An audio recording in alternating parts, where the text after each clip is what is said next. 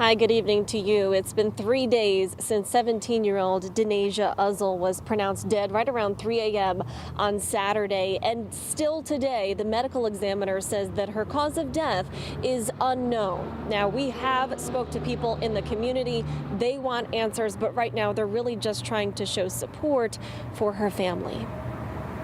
It could happen to any one of us in New London. Heaven Akers and her friends, who didn't want to show their faces on camera, are grieving with their community.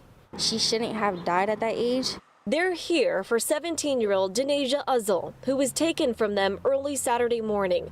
A memorial in her honor is only growing on the corner of Jefferson Ave and Buchanan Road. Just respect her and show her and her family that we do care. The girls and hundreds of others are sporting pink in memory of Uzzle, lovingly known as Nay. Those closest to her say it was her favorite color. The candles filled with messages calling for justice for Nay. She was always so nice, and I feel like you're going to reap what you sow. So that's why I wear pink, because if that happened to me, I would want somebody to do that for me. On Saturday, just after 3 a.m., police responded to a home in this neighborhood for reports of an unresponsive person. They found Uzzle, who was rushed to the hospital and was pronounced dead there. Police are not sharing how she died, but they have identified two others who were at the same home as Uzzle and were also sent to the hospital with minor stab wounds. The two have been identified as 40-year-old Erica Cherry and 19-year-old Nishan Cherry, both from New London.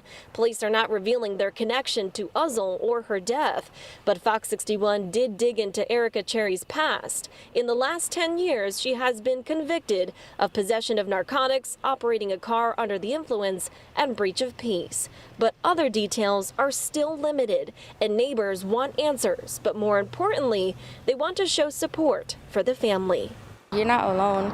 We're all going to be here to support everybody, and we're going to be here to keep her alive, her name alive.